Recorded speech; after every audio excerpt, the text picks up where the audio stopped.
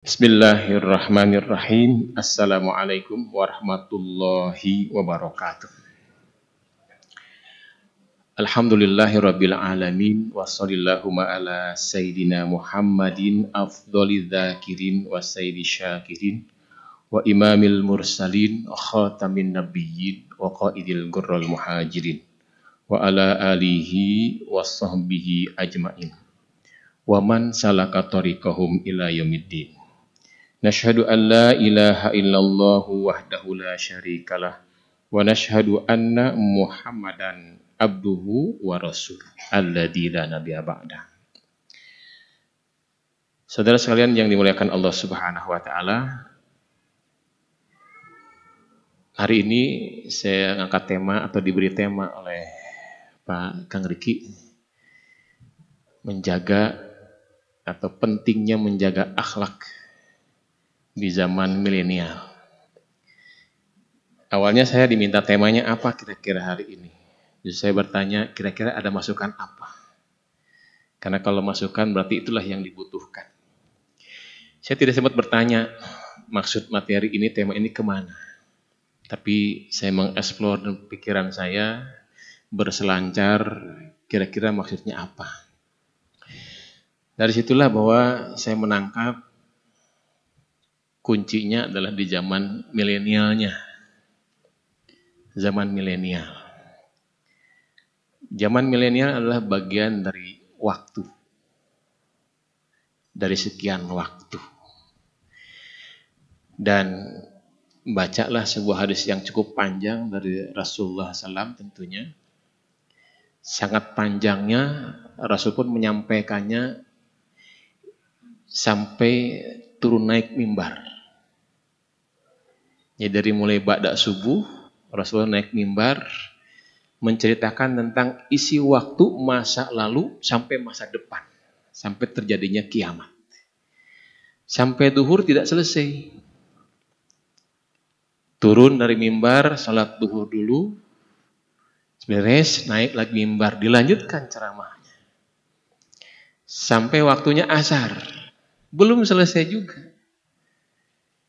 Turun sholat asar berjamaah, kemudian naik lagi mimbar, dilanjutkan sampai, dalam hadis itu tidak ceritakan sampai kapan selesainya, tapi begitu panjang. Sehingga Hudzaifah, salah seorang sahabat Rasulullah yang cukup kuat hafalannya, menerangkan bahwa sangat begitu panjangnya, tidak semua sahabat hafal yang diterangkan oleh Rasulullah, tapi mereka mengetahui. Dan Hudzaifah lah di antara orang yang paling kuat hafalannya. Hampir semua yang diceritakan Rasulullah dia tahu. Sehingga kelak di zaman Umar bin Khattab, Umar pun bertanya kepada Hudzaifah. Karena Umar sudah lupa, Hudzaifah masih ingat. Bahwa umum yang diceritakan oleh Rasulullah adalah tanda kehidupan seluruh yang terjadi sejak sebelumnya Rasulullah dan setelahnya sampai kiamat terjadi. Dan secara umumnya disampaikan Rasulullah tanda-tandanya. Banyak, karena saking banyaknya ada yang mengatakan 10 tanda hari kiamat. Ada yang 5 macam-macam. Ketika ada yang berbeda, jangan diperdebatkan. Karena sahabat pun ada yang lupa. Ada yang 10, ada yang 5, digabung-gabungkan jadi banyak. Termasuk Umar sendiri yang mengalaminya lupa dia. Ketika tanda-tanda kiamat itu sudah diterangkan oleh Rasulullah, di zaman Umar, Umar bertanya pada Hudzaifah. Ya Hudzaifah, apakah tanda itu sudah ada enggak hari ini? Kata Hudzaifah, belum. Kenapa? Karena ada pintu yang sangat kokoh kuat. Tanda itu muncul. Kapankah tanda itu akan muncul? Kata Hudzaifah, ketika pintu itu sudah didobrak. Atau sudah terbuka. Apakah dibuka dengan sendirinya atau ada yang mendobraknya? Kata Umar bertanya begitu. Kata Hudzaifah, ada yang maksa mendobraknya. Kapankah itu? Saat engkau wafat. Jadi pintu fitnah itu muncul saat Umar dibunuh. Jadi pintu fitnah-fitnah menjelang kiamat itu adalah dimulai saat Umar dibunuh. dan dibunuhnya dengan sebuah konspirasi. Abu Lu'lu' lah sebagai pengeksekusinya orang Persia yang dendam dengan Umar bin Khattab. Di situ mulai fitnah-fitnah itu terbuka. Dari yang kecil sampai yang mulai besar. Di zaman Rasulullah, Rasul pun mengatakan bahwa dari beliau sampai ke kiamat nanti datang, waktunya antara dua jari beliau. Sangat dekat antara jari telunjuknya dan jari tengahnya.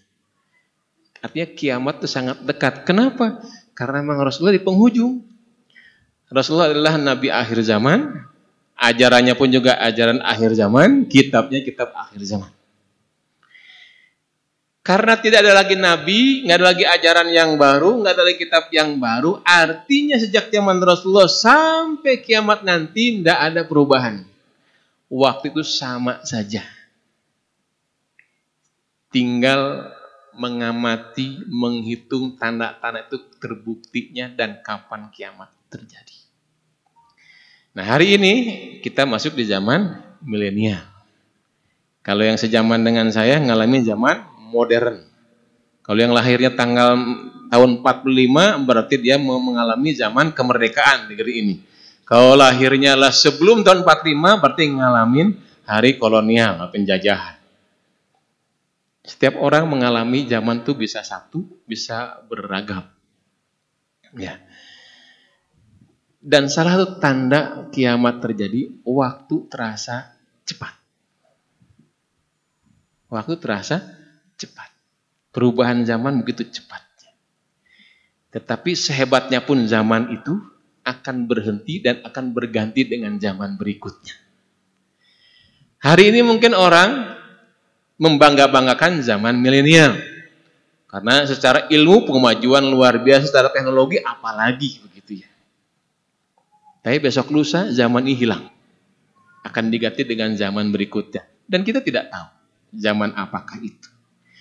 Tapi ini adalah bagian daripada waktu yang senantiasa mendekati hari kiamat. Apa itu kiamat? Hari kehancuran.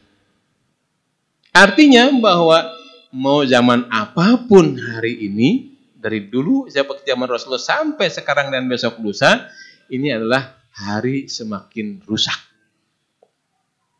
Zaman milenial intinya lah bahwa zaman semakin rusak. Bukan ke ilmu begitu banyaknya, justru karena ilmunya itulah zaman ini semakin rusak. Kita tahu misalkan, kebohongan. Satu kerusakan alam inilah kebohongan.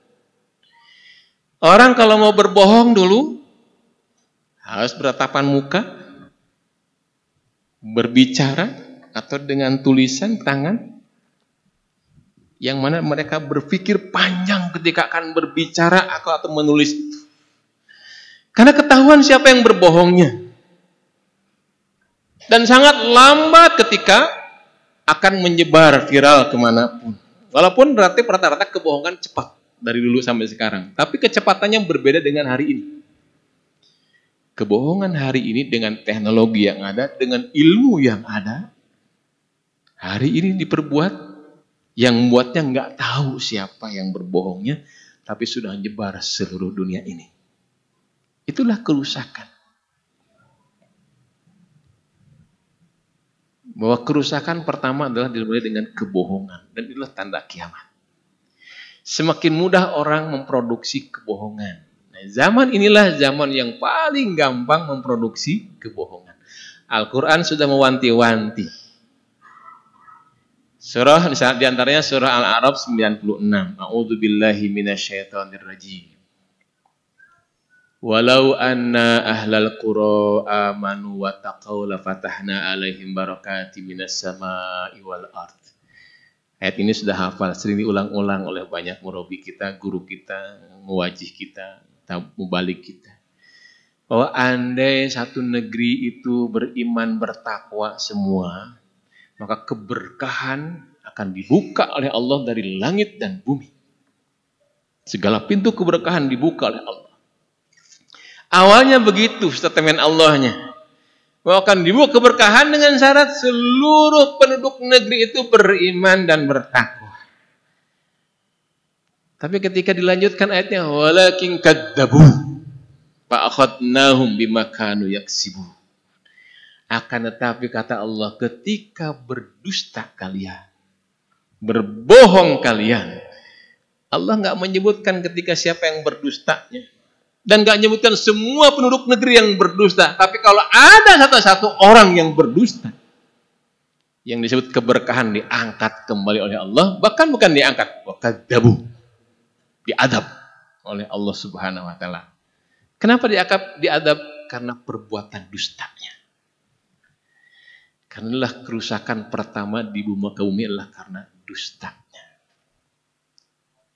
Mundur sedikit misalkan, pertama dusta dilakukan oleh anaknya Adam alaihissalam, Qabil. Gara-gara bohongnya dia sampai membunuh adiknya, Habil.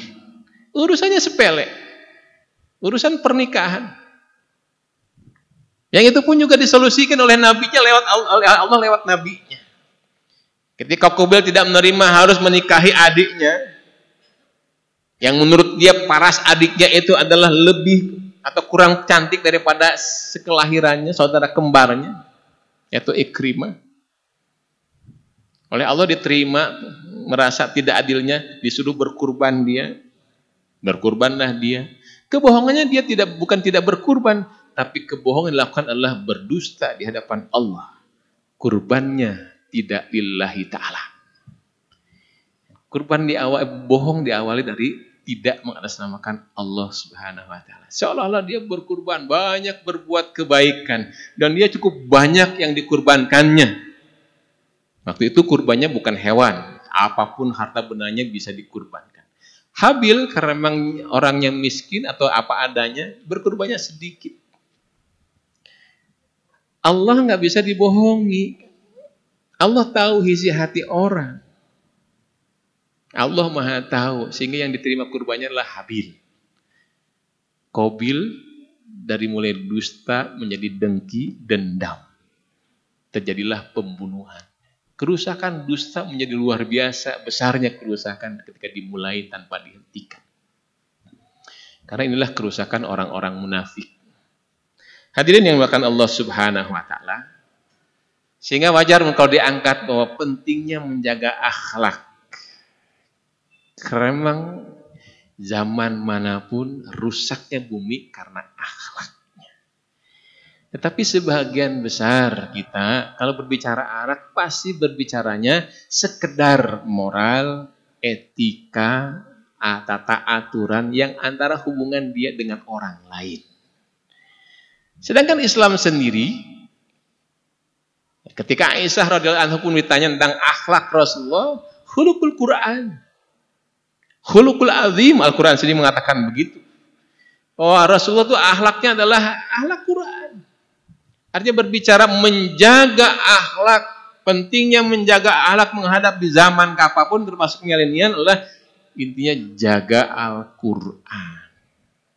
Karena nggak bisa hanya milah-milah satu persatu. Harus dijaga Quran. Karena itulah Rasulullah SAW. Yang mana kita tahu persis dalam sejarahnya bahwa relatif singkat 23 tahun. Masyarakat Jazirah Arab khususnya, atau lebih khusus lagi adalah Mekah dan Madinah, yang sama-sama banyak bohongnya, banyak kedustaannya, tetapi berubah hanya dalam waktu 23 tahun menjadi khaira ummatin, umat yang terbaik. Kenapa? Karena Quran dijaga, dipelihara betul oleh mereka. Jadi ketika berbicara akhlak, ya berbicara Al-Quran. Dan kalau kita berbicara Al-Quran satu persatu terlalu panjang kalau hari ini. Tetapi mengerucutnya atau kesimpulannya dua paling tidak. Yaitu mengatur hubungan dirinya dengan Allah Subhanahu Wa Taala dan dengan sesamanya. Hablum minallah wa hablum minan nas. Dua hubungan ini seperti dua si mata uang yang tidak bisa dipisahkan. Kalau ada orang yang mengaku bahwa dia rajin beribadah, sholat dengan baik, tapi hubungan dengan masyarakatnya buruk, dia belum berakhlak dengan baik. Hubungan dengan Allah baik akan mengantarkan dia menjadi berakhlak yang baik. Sehingga ketika dia hubungannya dengan Allah baik, tapi di lapangan dia buruk dengan masyarakat, berarti hubungan dengan Allahnya tidak baik. Itulah dusta. Salatnya kepura-puraan kalau disebut salat. Imannya adalah kepalsuan. Mungkin kita tidak tahu, tapi yang tahu Allah dan dirinya sendiri. Sebagaimana Rasulullah ketika menginformasikan data kemunafikan, orang-orang yang munafik. Orang munafik itu kan ada di sekitar kita. Kalau di rumah, mungkin istri kita, mungkin anak kita, mungkin pembantu rumah kita, atau mungkin kita sendiri. Ada, tetapi nggak bisa saling tuduh kita. Rasul sendiri yang tahu siapa munafik di zamannya, nggak pernah Rasul mengatakan si fulan itu munafik. Karena memang tuduhan kepada apapun, kepada siapapun kan perlu bukti. Kalau sekarang mah minimal 2 alat bukti, kira-kira begitu. Dan kemunafikan itu ada, tapi susah mencari buktinya. Dan kalau menuduh orang tidak bisa dibuktikan, tuduhannya balik ke sendiri, kira-kira begitu berbahayanya. Tapi Rasulullah menyampaikannya pada seorang sahabat saja, yaitu yang bernama Hudzaifah tadi. Hudzaifah selain hafalannya kuat, dia pandai menjaga rahasia. Abu Bakar, Umar bin Khattab, Utsman, Ali bin Abi Thalib, sahabat luar biasa di hadapan Rasulullah, nggak pernah diberi tentang data kemunafikan itu. Sehingga Umar pun sempat bingung, bimbang, jangan-jangan aku termasuk di dalamnya. Sehingga selepas Rasulullah meninggal, Umar datang pada Hudzaifah, ya Hudzaifah, apakah aku tidak mau tahu? Karena aku tahu Rasulullah nggak memberitahu pada aku, karena aku tidak berhak untuk tahu siapa aja munafik, tapi aku ingin tahu saja bahwa aku ini ada nggak di daftar itu. Khawatirnya Umar tuh begitu. Dia nggak peduli orang lain munafik nggak munafiknya, tapi dirinya masuk nggak dari bagian itu. Karena orang munafik adab dari Allah lebih dahsyat daripada orang kafir sendiri. Orang kafir di neraka, orang munafik di dasarnya neraka, jadi keraknya nerakanya, kira-kira begitu. Kata Hudzaifah, engkau tidak termasuk wahai Umar. Senang dia. Saat dia jadi khalifah, Umar bin Khattab membuat susunan kabinetnya, datang lagi kepada Hudzaifah. Ya Hudzaifah, tolong lihat daftar nama-nama kabinetku ini. Terus di antara mereka ada enggak yang munafik? Kata Hudzaifah, ada 1 orang. Yang mana orangnya? Nanti engkau tahu sendiri. Enggak diberitahu namanya oleh Hudzaifah. Setahun berjalan kepemimpinan Umar bin Khattab, orang munafik itu dipecat oleh Umar bin Khattab. Di sekitar kita banyak itu. Karena itu dosa atau kerusakan pertama. Sehingga akhlak pertama yang diperbaiki oleh Allah Subhanahu dan Rasulnya adalah hubungan kita dengan Allah. Yang mana orang nggak bisa menilai, orang nggak bisa melihat, yang menilai dan melihat dirinya sendiri dan Allah Subhanahu. Disitulah kunci keberhasilan seorang menghindar dari kebohongan. Dan kalau sudah lepas dari kebohongan dia, akan terjadi perbaikan-perbaikan dalam kehidupan dirinya, keluarganya, masyarakatnya, dan bangsa negara ini. Sehingga juga berbohong kalau ada orang baik, sering menyantuni misalkan, suka tersenyum, kan itu akhlak Allah. Tapi kalau sholatnya nggak bener, nggak, dia bukan berakhlak baik, kepalsuan juga. Dan itu di zaman kita mengalami itu. Jadi ketika ada banyak orang menyantuni sana, berbagi sana sini, tapi di ujungnya kecewa.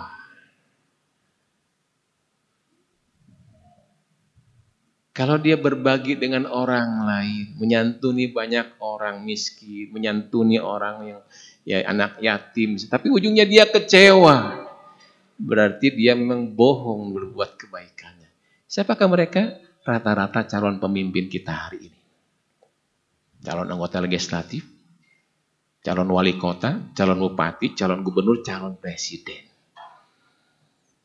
Saat momentum pemilihan, semua orang berbagi. Tapi saat tidak terpilih, kecewa berat. Nyumbang ke masjid, karpetnya diambil lagi. Berarti kepalsuan dia berbuat kebaikannya. Tapi kalau dia memang berakhlak baik, ketika dia memang menyantuni siapapun, karena lillahi ta'ala, terpilih nggak terpilih, sudah bukan urusan dia. Amal dia sudah tercatat di hadapan Allah Subhanahu wa taala. Amal dia sudah siapkan balasannya oleh Allah di kemudian hari yang terbaiknya. Sehingga nggak ada kerugian, nggak ada kekecewaan.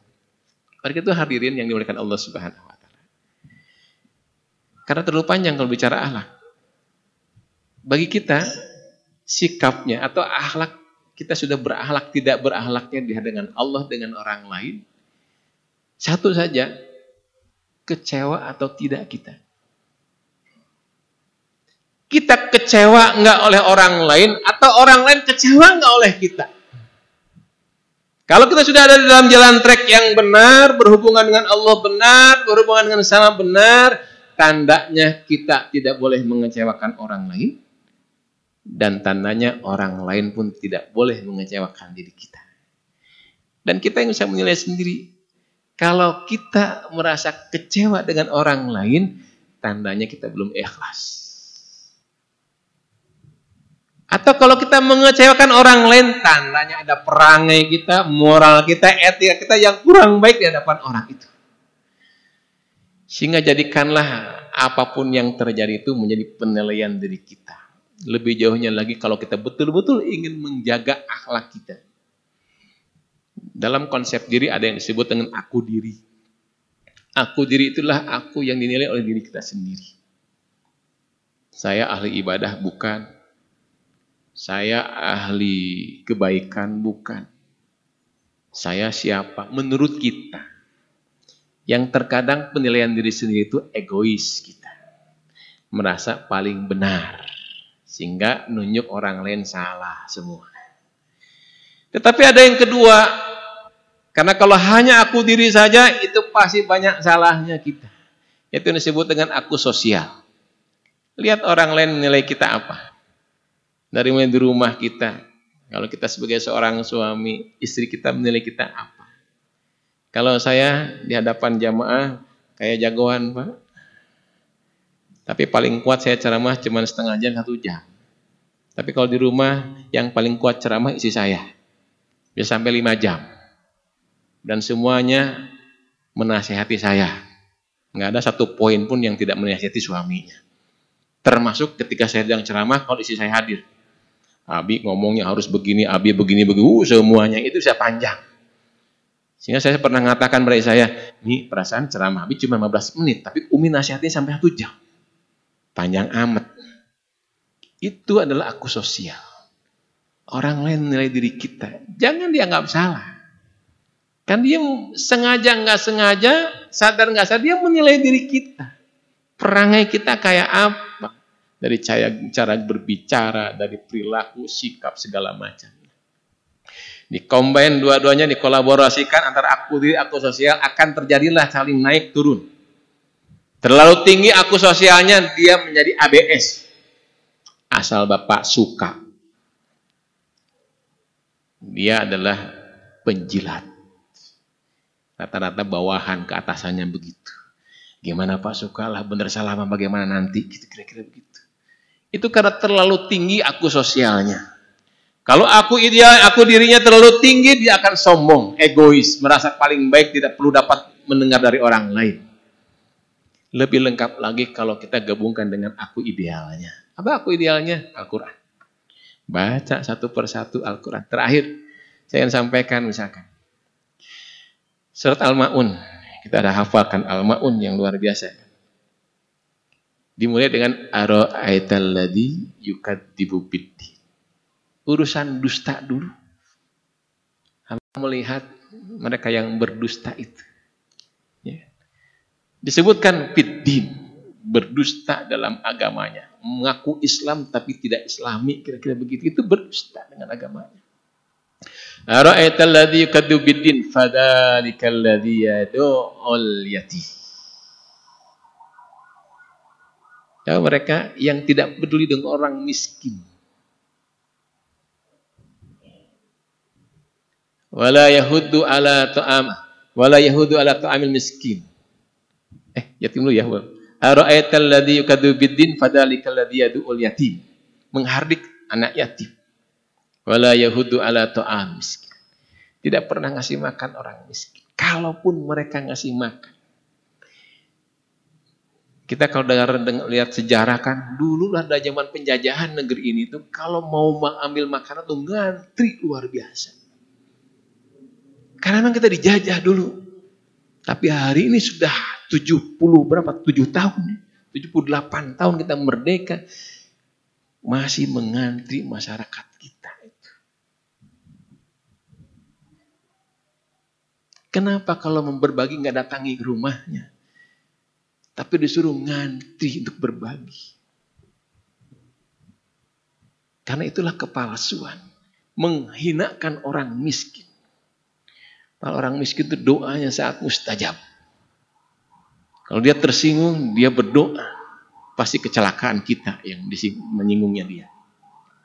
Begitupun anak yatim. Anak yatim hari ini bukan dimuliakan oleh banyak orang. Tapi dimanfaatkan. Untuk nyari dana, nyari duit, sumbangan, dan lain sebagainya. Sehingga orang yang memanfaatkan anak yatimlah mereka yang kaya raya. Anak yatim tetap aja sengsara. Kenapa mereka begitu? Fawailul lil musalli. Hubungan dengan Allahnya buruk. Celakalah orang yang sholat. Kalau dibacanya secara sekilas kayak nggak nyambung antara ayat 1, 2, 3 ke ayat keempat itu. Tapi nyambung di situ sebenarnya. Bahwa itu semua menghardik anak yatim, tidak memberi makan fakir miskin, dikarenakan hubungan dia dengan Allahnya buruk. Sholatnya sholat. Tapi satu pun sholat dia nggak diterima oleh Allah Subhanahu Wa Taala. Karena memang sholatnya hanya kamuflase saja. Selagi hidupnya dia tidak pernah tahu sholatnya benar atau tidak. Karena tidak pernah belajar sholat. Kalaupun dia belajar sholat dari sebuah buku saja, kalaupun dia pernah sholat atau belajar sholat, tapi dia tidak pernah ada yang membenarkan sholat dia. Karena tidak punya seorang guru yang mengajari dia sholat. Hanya kepura-puraan. Dijawab oleh Allah juga langsung ayat berikutnya kan. Ketika fawailul lil musallin, siapa yang celaka satu? Alladzi hum fi salat. Fawailul lil musallin alladzi hum fi salatihim raun dulu ya, raun. Bahwa mereka yang salatnya raun. Apa raun? Ingin dilihat orang. Makanya salatnya masuk video, share kemana-mana, ini ingin dilihat orang. Hadirin yang dimuliakan Allah Subhanahu Wa Taala, jagalah akhlak, mulai hubungan dengan Allah. Kalau hari ini merasa baik, benar nggak, tanya dengan guru kita. Atau kalau nggak merasa baik, belajar terus perbaiki hubungan kita dengan Allah. Itu dengan mulai sholat, dan kemudian satu persatulah akhlak-akhlak yang dalam Quran yang lain tersenyum itu benar-benar ikhlas karena Allah Subhanahu Wa Taala, menyantuni fakir miskin benar-benar ridho karena mengharapkan balasan dari Allah Subhanahu Wa Taala, menyayangi istrinya juga karena ridhonya pada Allah Subhanahu Wa Taala. Mudah-mudahan di zaman kapanpun, termasuk di zaman milenial ini, kita bisa menjaga akhlak kita dengan mulailah lembaran Quran dibaca satu persatu dari mulai Bismillahirrahmanirrahim sampai Qul a'udzu birabbin nas. Tidak usah bersegera, tidak usah tergesa-gesa, perlahan namun pasti. Warattilil Qur'ana tartila. Mudah-mudahan kita sekali lagi bisa dikuatkan oleh Allah di zaman ini, kita selamat dari siksa atau dari fitnah-fitnah yang menjelang kiamat yang akan terjadi, sehingga kita kalaupun dunia ini dalam keadaan rusak, tapi kita tetap ada di dalam kebaikan di hadapan Allah Subhanahu Wa Taala. A'udzubillahi minasyaitonirrajim. Bismillahirrahmanirrahim. Allahumma ighfirlil muslimina wal muslimat wal mu'minina wal mu'minat al ahya'i minhum wal amwat bi rahmatika ya arhamar rahimin. Rabbana dhalamna anfusana wa illam taghfir lana wa tarhamna lanakunanna minal khasirin. Rabbana ighfir lana wa li walidina warhamhuma kama rabbawna shigara. Rabbana hab lana min azwajina wa dzurriyyatina qurrata a'yun waj'alna lil muttaqina imaman. Rabbana atina fid dunya hasanah wa fil akhirati hasanah wa qina adzabannar. Allahumma inna nas'aluka ridhaka wal jannah wa na'udzubika min syakhatika wan nar. Rabbana taqabbal minna innaka antas samiul alim wa tub alaina innaka antat tawwabur rahim. Amin amin ya rabbal alamin. Subhana rabbika rabbil izzati amma yasifun wa salamun alal mursalin walhamdulillahi rabbil alamin. Assalamualaikum warahmatullahi wabarakatuh.